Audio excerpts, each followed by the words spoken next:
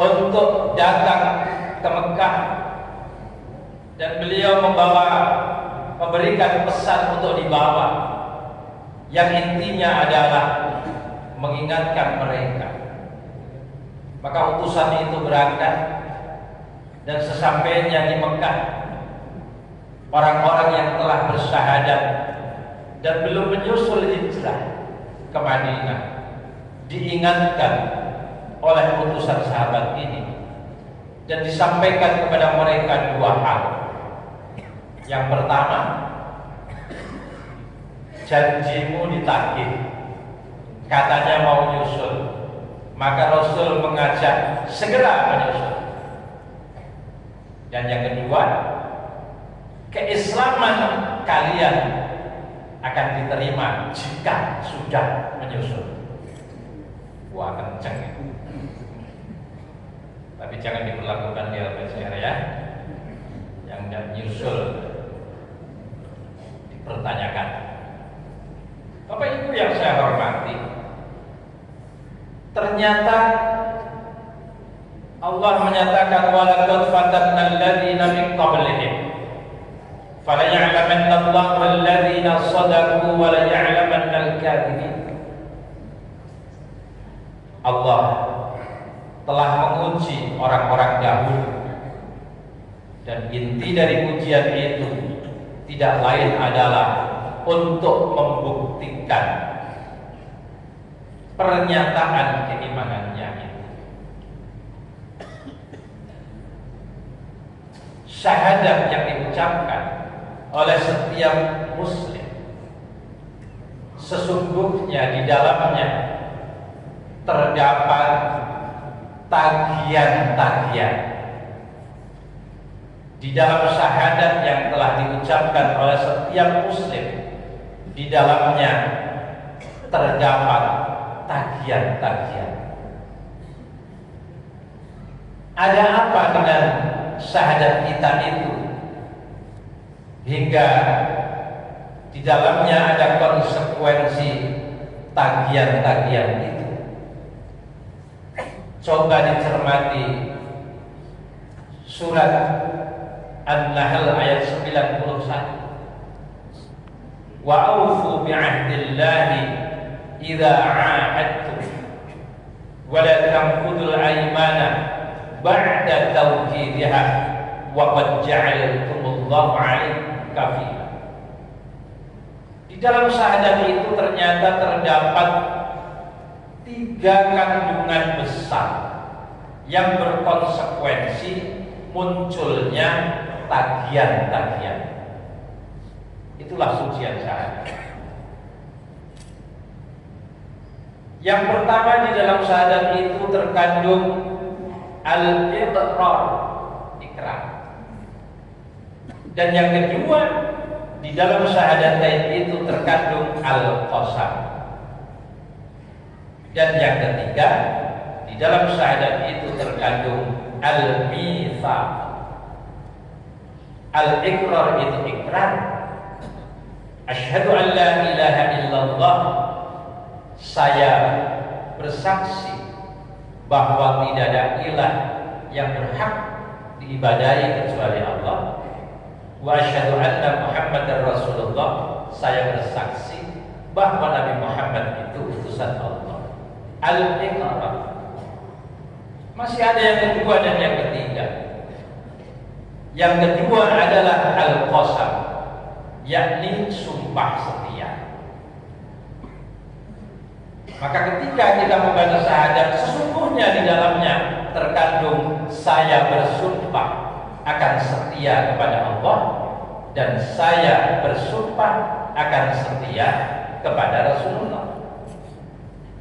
Dan ketika kita membaca syahadat, sesungguhnya di dalamnya terkandung makna al-mitsaq, perjanjian. Saya berjanji akan terikat dengan Allah, dan saya berjanji akan terikat dengan aturan Rasulullah. Mulai dari al-qasam, al-mitsaq, dan yang pertama al-iqrar, itu berkonsekuensi munculnya ujian-ujian atau tagihan-tagihan. Untuk apa diuji syahadatnya itu?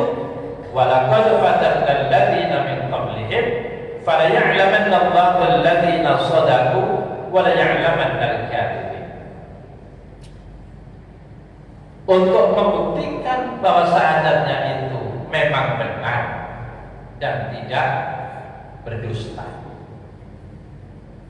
Hadirin wal hadirat yang saya hormati,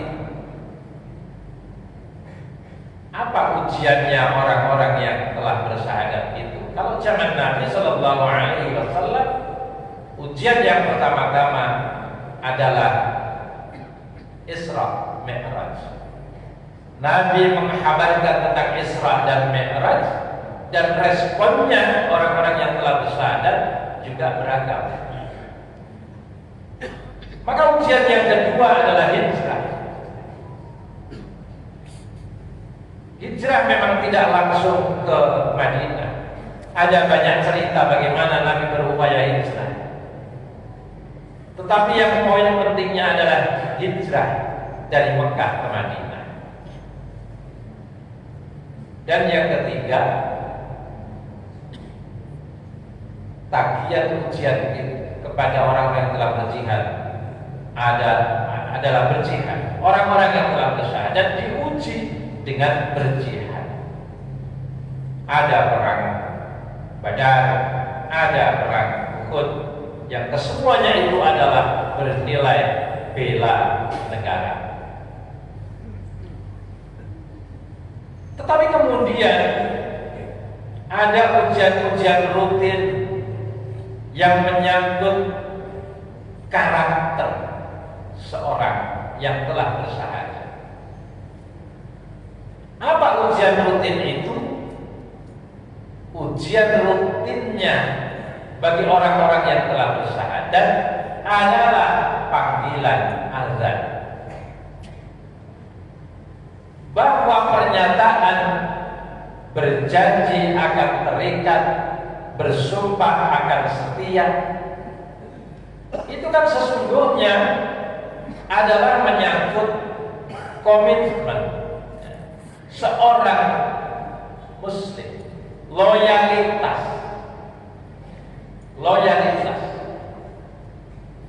Maka sesungguhnya kualitas seorang muslim dimulai dari sini, dari panggilan adzan itu, dari ujian-ujian itu.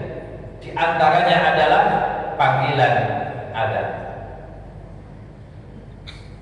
Maka ketika mereka telah bersyahadat, maka salah satu ujiannya adalah memenuhi seruan adzan. Laki-laki maupun perempuan, orang tua maupun anak-anak yang muda, kita ajari untuk datang. Bagi laki-laki yang menghalangi perempuan hadir ke masjid, maka dalam Bukhari dan Muslim kita sudah populer dan sering mendengar Nabi menyatakan, la tamna', jangan kau halangi, jangan kau halangi para perempuan hadir ke masjid. Itu artinya bahwa memakmurkan masjid itu adalah setiap muslim punya panggilan, apakah dia laki-laki maupun perempuan, apakah dia tua atau muda, semuanya dipanggil untuk memakmurkan masjid. Hadirin wal hadirat yang saya hormati, pertanyaannya adalah, ada apa Rasulullah begitu menegaskan agar orang-orang yang mendengar azan untuk hadir ke masjid? Apalagi kalau kita baca hadis yang lebih kencang lagi, Nabi bahkan mengingatkan kepada kita bahwa siapapun yang mendengar azan hendaknya dia hadir ke masjid. Man sami'an nida'a, barang siapa yang mendengar azan falam ya'ti, kemudian dia tidak datang, wah ini buntutnya agak keras, fala sholata lahu illa min 'udhrin, maka tiada salat baginya kecuali memang ada uzur syar'i yang memang ada bagi dia. Saya tidak akan memperdebatkan hukumnya apa, tapi pertanyaannya ada apa di balik hadirnya setiap muslim yang telah bersyahadat ketika mendengar azan untuk hadir ke masjid. Bahkan kalau kita cermati surat Al-Hajj ayat yang ke-41, bahkan Allah menjanjikan kehadirannya di masjid itu dengan sholat yang tegak menjadi prasyarat kejayaan Islam. Ada dua syarat bagi siapa yang ingin kokoh kedudukannya di atas bumi ini, maka kuncinya adalah menunaikan sholat dan zakat serta amar ma'ruf dan nahi mungkar. Itulah syarat atau kunci pilar kejayaan Islam. Maka ketika orang bertanya ada apa dengan sholat berjamaah di masjid itu, sampai Rasulullah begitu menegaskan agar hadir ke masjid untuk memakmurkan masjid. Kenapa demikian? Karena ternyata seruan untuk hadir ke masjid itu di dalamnya terdapat perkara-perkara yang bisa membangun peradaban Islam. Universitas Islam tertua di dunia di Maroko misalnya, Rawiyah, lahir dari masjid. Universitas Al-Azhar di Mesir lahir dari masjid. Dan masa dulu kebangkitan bangsa ini banyak dilahirkan dari masjid. Yaitu membangun peradaban Islam di Indonesia dengan Langgar Kidul dan Masjid Kauman. Alladzina immakkannahum fil ardi, siapa saja yang memang dikehendaki oleh Allah kokoh kedudukannya di muka bumi, berjaya, maka syaratnya adalah aqamus shalah wa atawuz zakat wa amadu bil ma'ruf wa nahaw 'anil munkar. Itu tiga pilar membangun kejayaan Islam, dan itu semua dibangun dari masjid. Ada apa dengan sholat kok menjadi pilar peradaban Islam? Karena di dalam sholat itu terdapat nilai-nilai kejayaan, nilai-nilai peradaban Islam.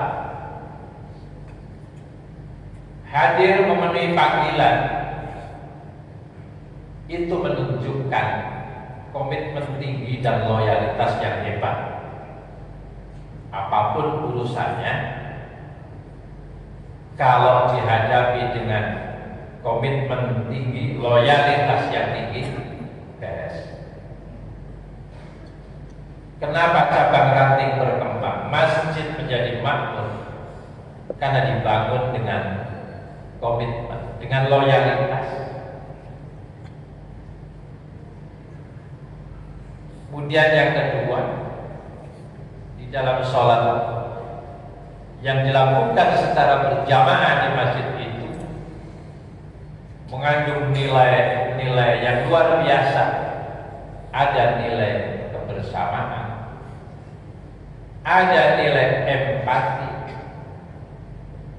ada nilai bagaimana kita ini selalu menjadi umat yang lurus dan rapat softnya. Lurus dan rapat softnya itu harus dikerjakan dalam dua tempat. Lurus dan rapat softnya di masjid, dan lurus rapat softnya di luar masjid. Kalau lurus dan rapat softnya di masjid, imam sudah mengingatkan dan langsung rapat dan lurus, selesai. Yang harus diselesaikan adalah tetap lurus dan rapat softnya ketika di luar masjid. Bagaimana orang-orang yang susah, gak bisa bayar SPP, selesai dengan masjid. Bagaimana anak-anak yang kehilangan masa depan diselamatkan oleh masjid. Bagaimana problem-problem jamaah itu selesai dengan masjid. Sehingga lurus dan rapat softnya umat Islam ini tidak sekedar di masjid. Itu penting dan harus, tapi lebih hebat lagi ketika lurus dan rapat softnya di masjid dilanjutkan di luar masjid.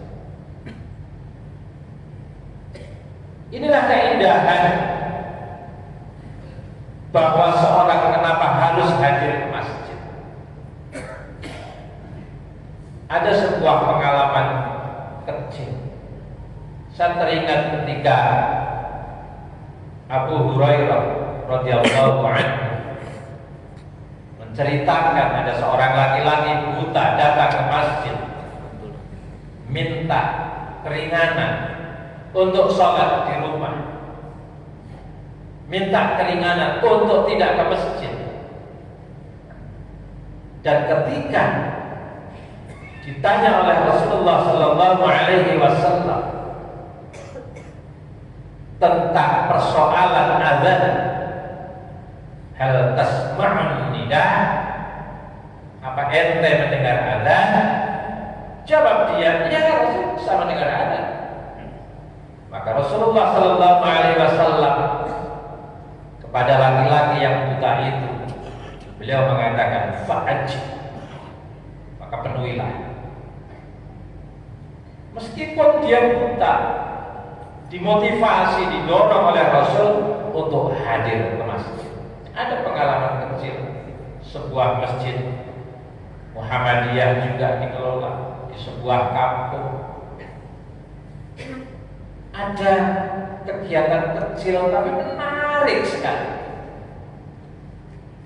Setiap habis sholat Isya, masjid itu musyawarah singkat. Apa yang dibahas? Hanya 5 menit. Maklum masjid kampung, imamnya satu. Siapa besok siap jadi imam cadangan kalau imamnya berhalangan? Siap, satu orang langsung. Siapa yang besok mau cek karpet masjid, yang mau memvakum cleaner gasing sebelum subuh? Siap. Satu lagi, siapa yang mau cek tempat wudhu? Siap. Ada satu lagi yang menarik dan luar biasa. Siapa yang mau giliran menjemput jamaah stroke yang dia tetap ingin ke masjid? Siapa yang menjemput besok pagi dengan kursi roda? Siap, Ustaz. Setiap waktu sholat ada generasi-generasi masjid yang menjemput jamaah yang tidak bisa berjalan ke masjid, dijemput dengan kursi roda. Kalau bukan karena komitmen, kalau bukan karena loyalitas, maka itu tidak akan terjadi. Karena itu maka seruan Allah Subhanahu wa taala begitu banyak di dalam Al-Qur'an, yuqimunas shalah, aqamas shalah, dan seterusnya begitu banyak. Itu tidak cukup dipahami sekedar salat dikerjakan dengan kaifiyah yang benar, tapi bagaimana nilai-nilai indah dalam sholat itu menjadi kepribadian setiap orang yang telah bersyahadat. Bapak Ibu sekalian yang saya hormati, terutama yang dari luar Banjarmasin, kita sama-sama belajar di Al-Jihad. Mana yang belum ada, kita ada. Ustaz tadi pagi sudah mengingatkan dengan ATM kita. Amati, boyong bawa pulang ke tempat masing-masing, lalu modifikasi. Ini keindahan, contoh-contoh baik. Ini contoh masjid besar, jamaahnya banyak, dan luar biasa. Ada satu daerah yang pernah ada pelajaran menarik juga. Mohon maaf saya cerita, sebuah ranting Muhammadiyah dengan 8 kakak,